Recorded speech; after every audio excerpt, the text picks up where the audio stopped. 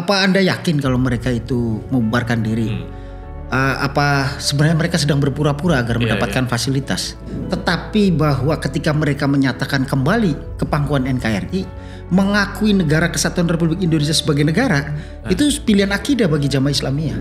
Mengucapkan perayaan keagamaan atau hari raya keagamaan kepada agama lain itu bagian dari toleransi, penghargaan. Fakta ini yang kita harus lakukan adalah mengembalikan kembali cara berpikir, cara pandang dan perilaku keagamaan kepada keagamaan yang lebih moderat sesuai dengan prinsip dan nilai-nilai ajaran agamanya. Konten keagamaan di Indonesia di media sosial itu kalau tidak salah 87%, 80-an lebih yang beredar ya kan. Yang beredar itu isinya intoleran dan radikal. Setelah negara ini merdeka, mereka tetap balik ke pesantren, iya. Ngajar lagi, enggak berebut jabatan politik. Iya, benar Kang. Dan tidak seperti sekarang kan.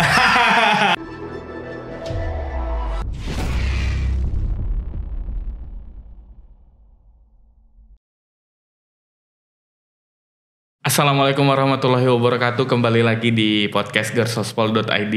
Hari ini kita sudah kedatangan bintang tamu yang ini sulit untuk hari ini lagi sibuk banget kayaknya.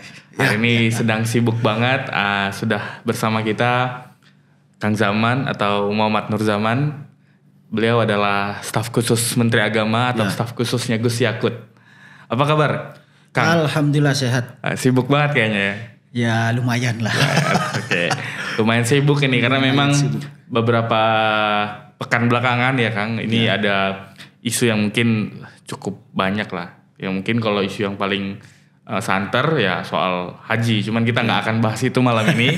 Kita ada bahas isu yang sebenarnya lebih bisa dikatakan substansial dan sangat fundamental. Betul. Nah kita sudah mengundang yang sering ngomong di media, sering bicara soal isu ini, Kang Zaman.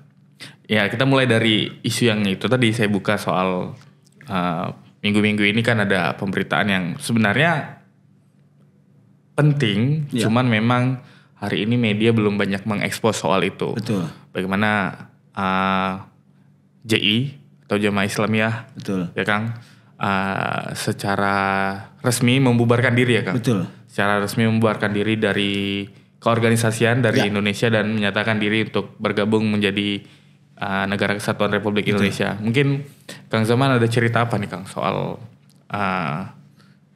bukan membubarkan ya? Bukan membubarkan ya? Mereka membubarkan diri. Membubarkan diri. Betul. Artinya bukan negara yang membubarkan diri. Mungkin ini perlu diluruskan juga ya Kang. Iya, jadi tidak ada intervensi negara dalam pembubaran diri Jamaah Islamiyah ini. Tapi JI ini memang membubarkan diri karena tentu ada proses yang cukup panjang yang dilakukan oleh teman-teman yang punya kompetensi untuk melakukan diskusi dan penggalangan lah ya dalam tanda petik terkait ideologi dan pemahaman mereka. Karena kita tahu bahwa JI itu adalah kelompok bukan hanya radikal tetapi kelompok teror. Iya. Dan internasional yang aksesnya jaringannya internasional. Dan ini sesuatu yang menurut saya adalah prestasi yang sangat luar biasa yang dilakukan oleh teman-teman Densus 88. Oke, ini kerja-kerja Densus ya berarti Kang? Yang saya tahu ya, yang beberapa kali saya bisa ketemu dengan teman-teman Densus dan diskusi karena kita juga diminta untuk memberikan input kepada teman-teman Densus itu bahwa mereka melakukan ini cukup panjang, berdiskusi dengan para petinggi Jamaah Islamiyah termasuk Kaburusdan.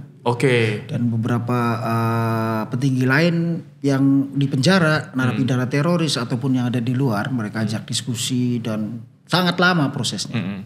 Kemudian akhirnya mereka berkumpul pada tanggal 30 Juni kalau tidak salah. Iya, 30 Juni. Kemudian mereka menyatakan membubarkan diri dan kembali ke pangkuan NKRI. Iya. Ini tadi Kang Jawan sudah cerita sedikit ya Kang bahwa ini memang kerja-kerja dari Densus 88 dan memang prosesnya cukup panjang. Kira-kira Kang Zaman melihat urgensi apa yang coba untuk ditawarkan oleh teman-teman Densus hingga akhirnya ini sepengetahuan Kang Zaman aja melihat bahwa ini kan tidak mudah, ini kan kelompok bukan hanya kelompok radikal tapi kelompok teror. Mereka punya misi, mereka punya tujuan. Kira-kira Kang Zaman melihat apa sih yang sebenarnya ditawarkan oleh teman-teman Densus? Jadi gini, pertama tentu kita bisa melihat bahwa Densus 88 ini anti teror ini sudah tidak lagi menggunakan pendekatan kekerasan atau represi terhadap para pelaku teror. Densus malah melakukan pendekatan secara soft ya, dengan mengajak diskusi. Tidak ada lagi misalnya penangkapan atau kegiatan teroris, penyergapan, tetapi lebih diajak diskusi, dialog. Nah ini kan sesuatu yang baik bagi penanggulangan dan penjagaan tindakan terorisme di Indonesia. Ini prestasi. Jadi kita bisa mengapresiasi yang pertama adalah cara yang dilakukan sudah sangat manusiawi, tidak ada lagi penangkapan, apalagi sampai penembakan sudah tidak ada lagi. Kita udah nggak lama nggak dengar soal kasus penembakan betul. Kan? Dan kita juga sudah lama tidak mendengar kasus ledakan bom. Itu juga prestasi bagi Densus kan. Nah yang kedua yang ditawarkan oleh Densus tentu menurut saya sama yang ditawarkan oleh kita semua yang ada di Republik ini. Ditawarkan bahwa kita hidup damai bersama-sama. Soal pilihan ideologi dan cara tentu harus lebih baik. Dan NKRI ini atau Negara Kesatuan Republik Indonesia ini yang sudah diakui oleh CI ini sesuatu yang tidak diberikan oleh siapa-siapa tapi diperjuangkan. Dan itu diperjuangkan salah satunya oleh umat Islam kan. Dan banyak umat Islam yang meninggal mempertahankan. Artinya menurut saya ini yang disampaikan Densus juga dengan tujuan hidup di Negara Kesatuan Republik Indonesia dengan cara-cara yang lebih baik untuk kedamaian dan perdamaian bersama yang ada di Indonesia. Nah kalau boleh tahu ini kan Kang Zaman kan sebagai staf khusus Menteri Agama. Kira-kira sebenarnya sejauh mana sih Kang kepentingan Kementerian Agama dalam upaya ini kan salah satu bisa kita katakan keberhasilan ya Kang. Betul. Ini adalah keberhasilan bagaimana kita bisa akhirnya bukan menundukkan tapi menyadarkan kelompok-kelompok ini yang mungkin selama ini meresahkan. Apa sih sebenarnya Kang kepentingan dari Kementerian Agama khususnya Kang? Pertama kami punya, karena di J ini ada lembaga pendidikan keagamaan, ada pesantren, ada madrasah tentunya, maka kami punya kepentingan untuk bagaimana kita bisa merubah kurikulum yang ada di JI di yayasan atau lembaga pendidikan keagamaan di bawah Jamaah Islamiyah dan itu cukup banyak yang punya datanya Densus. Tapi saya diinfokan cukup banyak lah. Dan ini kan ada santri atau ada murid sekolah madrasah yang tentu ini menjadi tanggung jawab kita semua. Termasuk staf pengajar ya Kang? Iya betul, staf pengajar yang anak-anak didik kita itu anak hidup 10 atau 20 tahun yang akan datang. Yang ketika JI membubarkan diri dan mereka mau melakukan perubahan kurikulum, melakukan kajian-kajiannya di kurikulum lembaga pendidikan keagamaan mereka, tentu ini menjadi tugas bagi Kementerian Agama untuk mendampingi karena itu menjadi tusi. Tugas dan fungsi Kementerian Agama adalah bersama-sama menjaga lembaga pendidikan keagamaan. Nah kebetulan kami dan Densus 88 punya perjanjian kerjasama terkait upaya pencegahan tindakan radikalisme dan terorisme. Dan kita bekerja di hulu. Teman-teman Densus kan bisa melakukan tindakan penangkapan. Kalau kami tentu tidak bisa kalau di Kementerian Agama. Maka kita bekerja sama di situ. Kita punya penyuluh agama yang jumlahnya 50.000 orang yang bisa menjadi aset penting untuk memberikan pemahaman keberagaman yang lebih baik. Atau di kami ada tagline-nya itu moderasi beragama. Moderasi beragama. Nanti kita bahas ya. Ini menarik juga nih. Itu menjadi hulu. Agar orang tidak berpikir intoleran, radikal, bahkan melakukan tindakan teror. Nah, maka Kementerian Agama punya kepentingan di situ untuk masuk. Kita punya kerjasama dan teman-teman Densus juga mengontak kita untuk ikut mendampingi prosesnya. Tapi tentu ini wilayahnya Densus 88. Kita hanya mendampingi di wilayah pendidikan keagamaannya. Menarik Kang Zaman. Dan baru saja tadi pagi sampai sore itu kita mengutus 2 direktur eselon 2 direktur pesantren dan direktur kurikulum madrasah untuk ikut FGD dengan Densus dan Jamaah Islamiyah. Artinya mereka sudah mulai masuk karena mereka punya keinginan untuk melakukan perubahan, termasuk bagaimana proses mereka bisa mendapatkan izin. Izin mendirikan lembaga pendidikan keagamaan. Karena itu wilayahnya Kementerian Agama. Dan itu pengawasan dari Kemenak. Betul. Oke. Mungkin sebelum kita lanjut kita bisa minum kopi dulu kan. Ini iya. menarik nih kopi dari diskusi kopi. Nah, ngomong-ngomong soal lembaga pendidikan, itu memang menjadi ranah dan tanggung jawab oleh Kementerian Keagamaan. Nah, kira-kira nih Kang Zaman, kalau boleh tahu dengan ya tadi Kang Zaman sempat mention bahwa jaringannya cukup luas. Ya. Kira-kira butuh berapa lama sih Kang untuk bisa ya setidaknya mereka bisa mulai lurus lah Kang. Ini secara keilmuan bahkan secara ide lah. Kita bicara soal ide kan artinya itu. Ya memang sangat lama ya. Apalagi kemudian begini anak-anak santri dan madrasah yang masih kecil. Tentu ini prosesnya cukup lama dan harus dilakukan segera. Mulai dari madrasah ibtidaiyah atau tingkat SD lah paling dasar sampai tingkat SLT atau aliyah kalau di SMA ya. Iya, SMA. Itu harus dilakukan perubahan kurikulumnya. Jadi nanti ketika sudah selesai lulus madrasah ibtidaiyah atau sanawiyah atau aliyah, mereka sudah punya frame cara berpikir yang lebih baik tentang NKRI. Bukan hanya NKRI, tapi tentang bagaimana cara beragama yang lebih baik tanpa menggunakan kekerasan. Itu penting menurut saya. Boleh diminum ya? Boleh Kang, silakan diminum. Kopi kesukaan saya memang. Aduh, bisa aja nih Kang Zaman endorse-nya. Nah, kita balik soal ngomongin soal ini yang memang menjadi tupoksi dari Kementerian Keagamaan. Nah, kira-kira itu Kang artinya apakah ada wacana? Ini kan kita bicara kan Kementerian Keagamaan sudah banyak mengelola pesantren kan. Ya.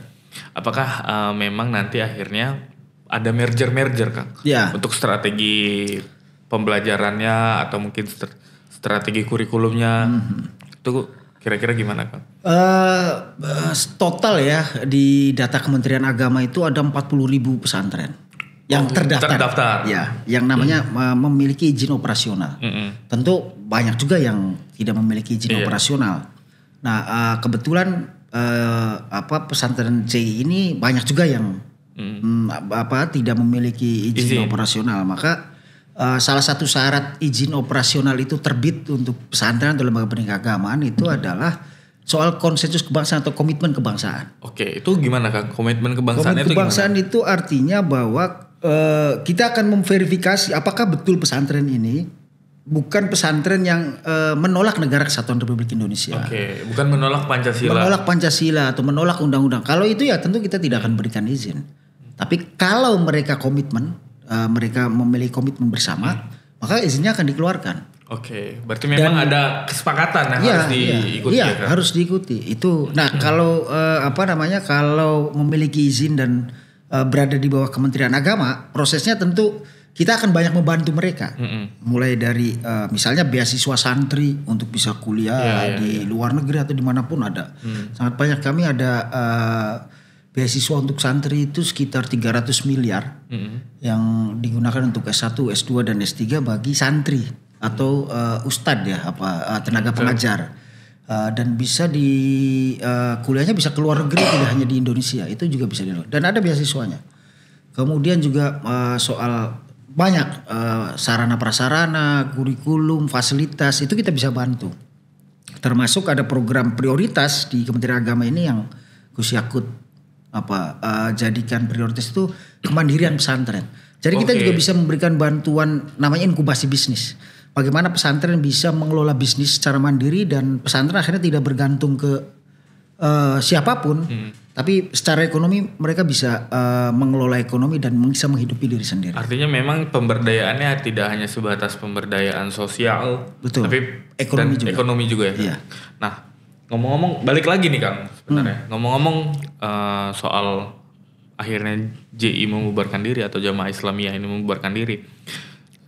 Apa sih Kang yang kira-kira Kang Zaman lihat bahwa kelompok ini melihat bahwa kepentingan mereka untuk bergabung ke pangkuan Ibu Pertiwi? Iya, mungkin proses ya, ada proses dialog itu, kemudian ada kesadaran bahwa perjuangan yang mereka lakukan ini sebenarnya menyalahi prinsip dasar ajaran agama. Oke, akhirnya mereka menemukan ya. Betul, apalagi dengan cara-cara kekerasan, kekerasan fisik ya sampai membunuh dan lain-lain.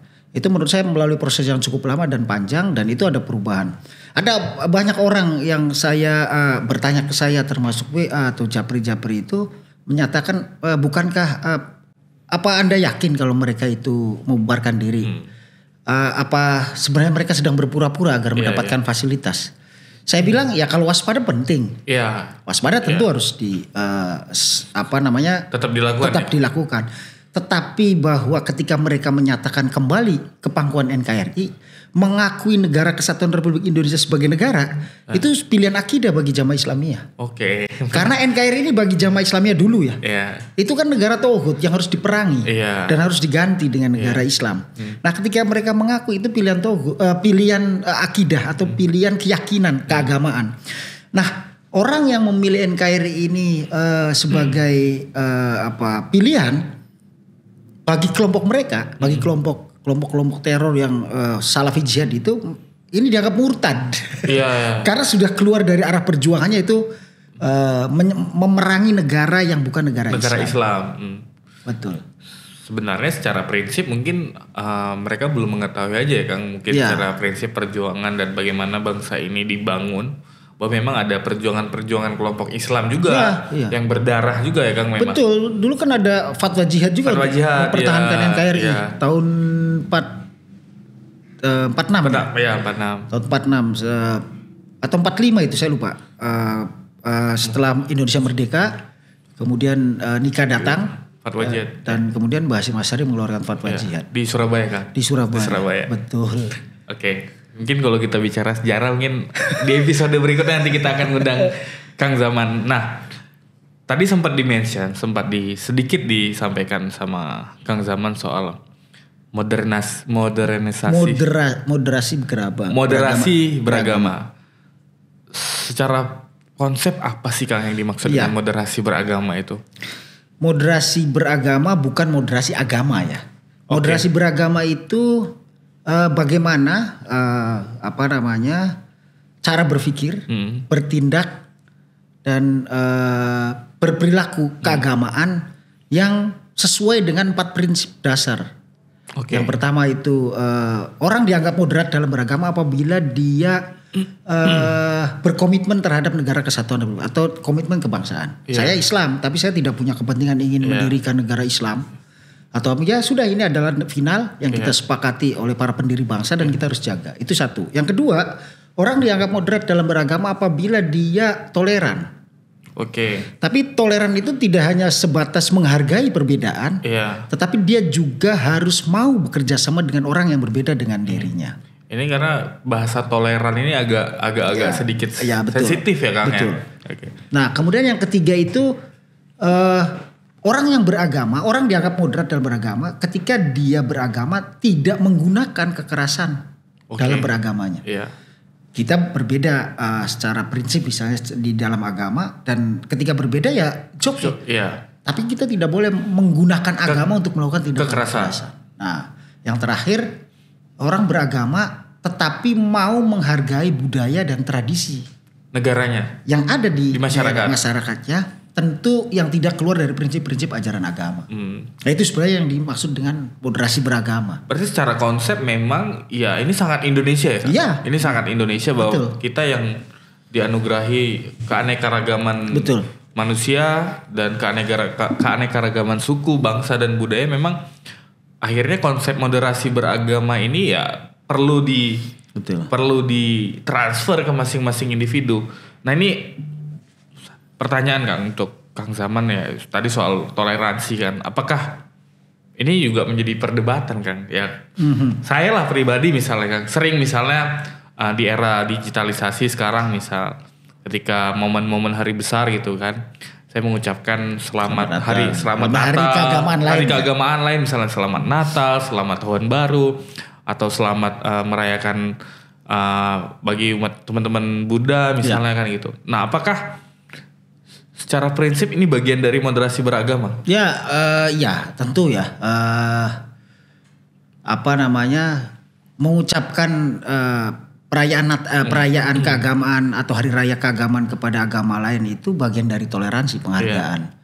Toh kita ketika mengucapkan perayaan keagamaan agama orang lain itu kan tidak berpindah agama. Ya, tidak melunturkan akidah kita ya kan. Tiba-tiba kita masuk agama lain kan enggak. Ya, ini menjadi perdebatan. Pokoknya setiap tanggal 24 aja debat. Boleh atau tidak boleh mengucapkan hari besar keagamaan untuk orang lain. Karena ini menurut saya akhirnya debat kita tidak progresif. Betul. Perdebatan kita tidak substansi Kak. Melihat ya fine-fine aja gitu loh. Ya.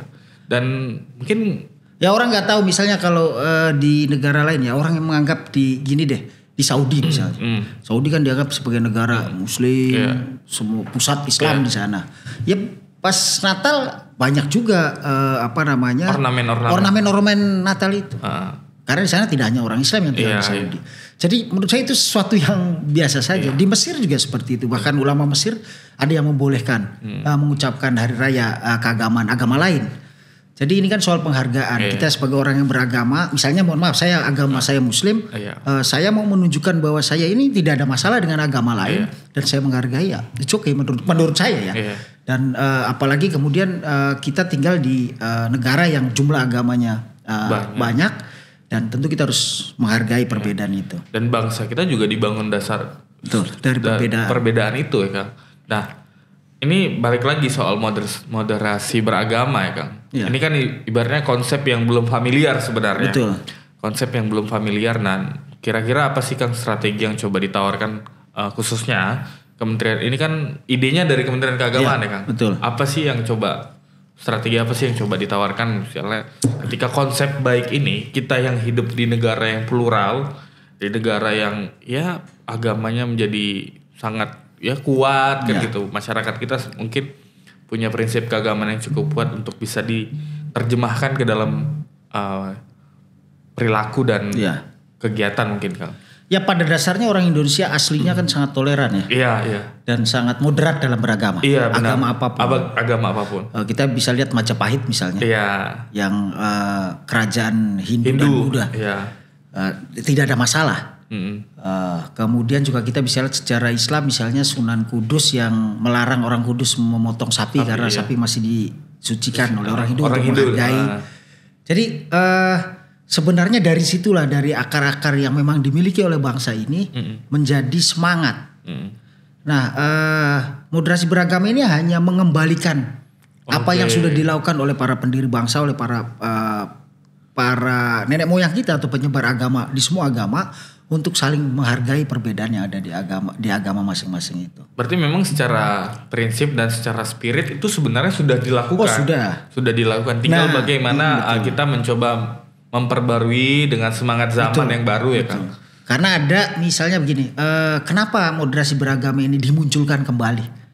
Karena ada kondisi dan situasi di mana orang atau sebagian orang itu mulai mempertanyakan, misalnya mempertanyakan konsensus kebangsaan. Iya. Ya, kita bisa lihat ada organisasi-organisasi yang menanyakan apa itu Pancasila. Pancasila itu bukan ciptaan Tuhan dan lain-lain. Iya, pernah.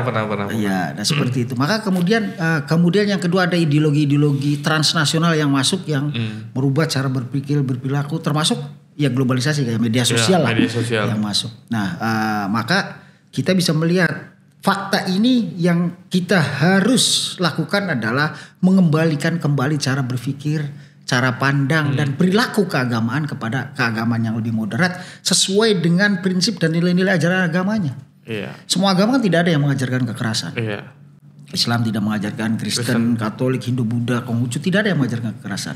Nah tentu ini yang harus dijaga bersama-sama. Kami di Kementerian Agama melakukan penguatan moderasi beragama di awalnya itu di internal kami dulu di Kementerian Agama. Ya memang harus dari rumah sendiri ya Kang. Iya, setelah itu karena ini sudah jadi Perpres, ini kan peraturan presiden, maka kemudian kita mengajak kementerian dan lembaga lain termasuk masyarakat, publik, media untuk harus utamakan moderasi beragama ini atau cara beragama yang moderat ini kepada publik, karena sesungguhnya Indonesia ini bisa menjadi contoh terbaik orang beragama dalam hubungan dengan agama lain. Jadi dalam kita harus berkehidupan sosial ya. Ya di dunia. Iya. Jadi Indonesia harus bisa menjadi contoh terbaik dari negara-negara lain yang ada di dunia ini. Oke. Nah ini tadi udah bahas strategi. Sebenarnya paling sederhana kan. Kang Zaman sudah mencontohkan bahwa di internal Kementerian Keagamaan sudah melakukan itu. Nah bagi kami mungkin misalnya orang luar, kira-kira hal yang paling sederhana Kang, apa yang bisa kita lakukan lah untuk bisa menginfluence orang-orang terdekat kita terkait semangat moderasi beragama ini?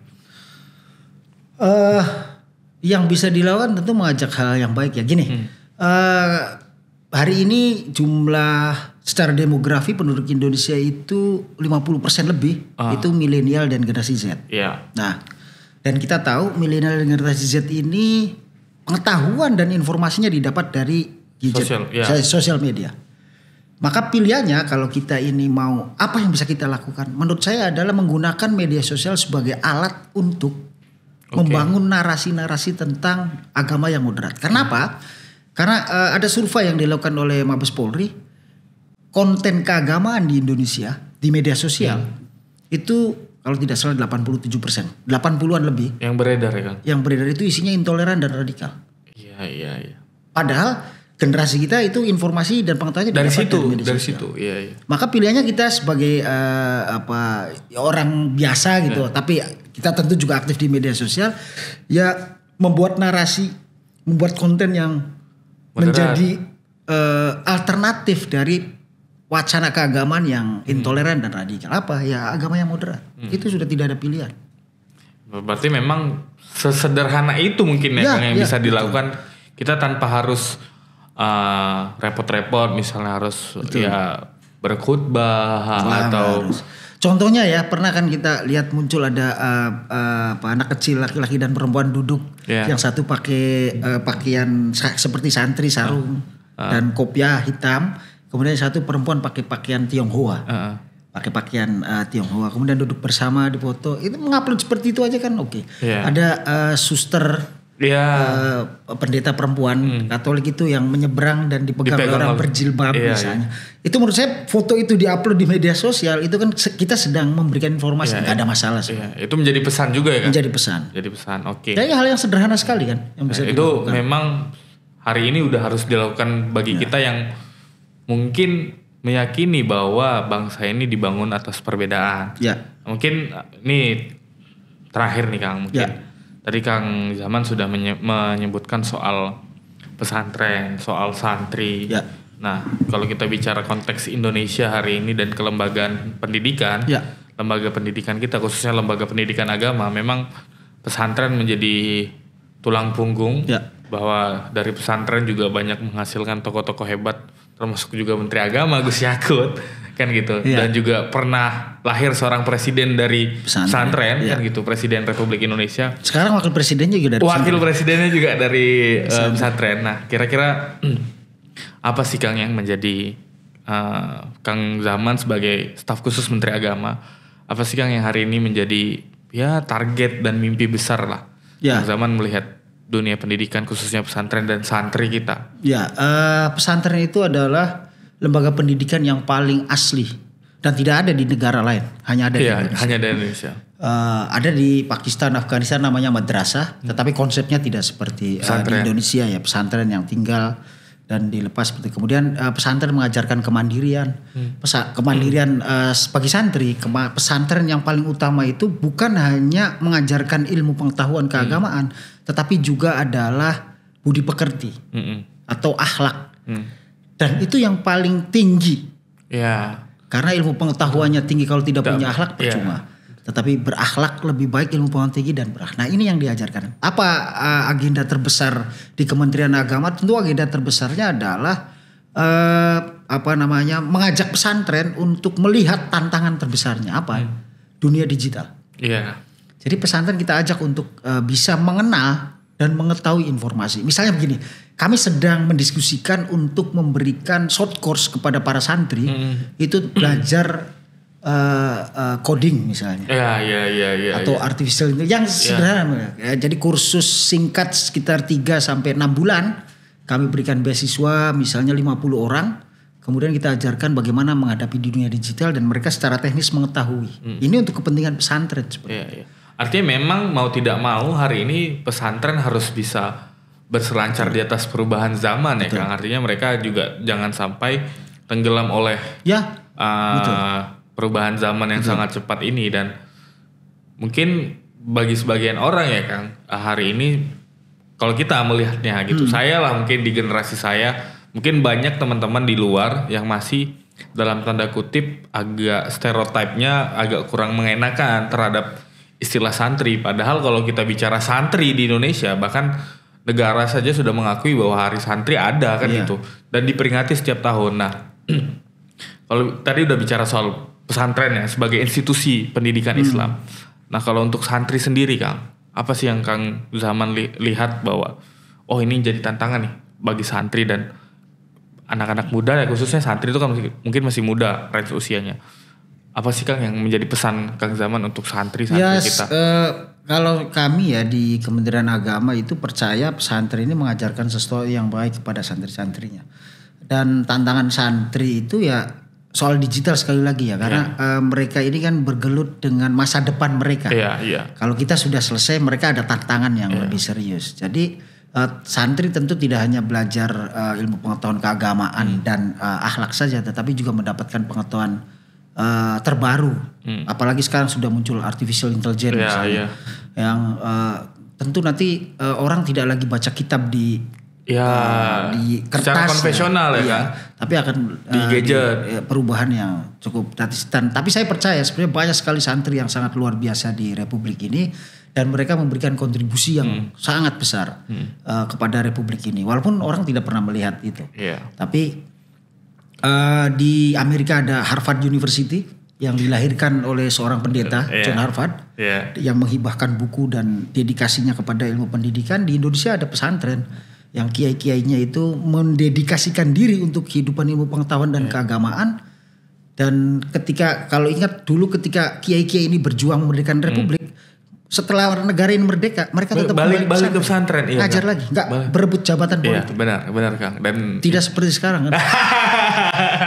Ya, itu yang kita rindukan sebenarnya Kang, bahwa memang itu yang diajarkan di pesantren. Ya, bahwa memang akhirnya kiai harus pulang menjadi kembali misalnya ke rootsnya, kembali ke rumahnya kan gitu Kang. Memang tanpa disadari memang tanggung jawabnya sangat besar. Para pendidik, para guru-guru kita, alim ulama kita, bahwa memang mereka lah yang mencetak generasi-generasi emas kan. Nah, mungkin cukup sekian ya kan. Ini kita bakal panjang sebenarnya. Saya sebenarnya gatel banget ini pengen banyak ngobrol sama Kang Zaman. Cuman ya kita sudah diingatkan oleh waktu. Mungkin terima kasih Kang Zaman. Sama-sama. Terima kasih juga atas undangannya. Ya siap. Atas kesempatannya. Mungkin bagi ini juga buat teman-teman semua, bahwa hari ini kita isunya jangan hanya sebatas isu pilkada.